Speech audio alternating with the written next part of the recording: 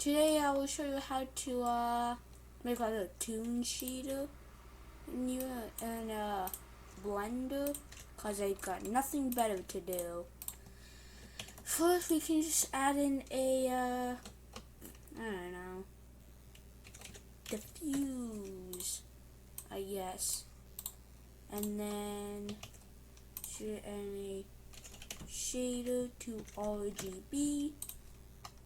And then a color ramp, just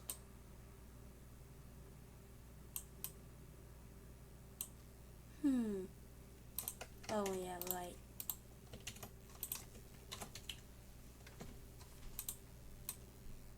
Come on.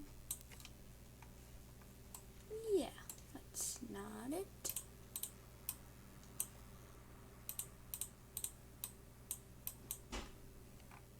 Oh well, there you go.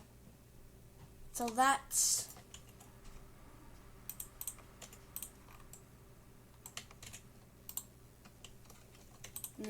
just shift A, any light, any sun.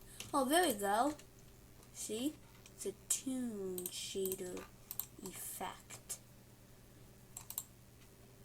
Yeah. So guess that's it.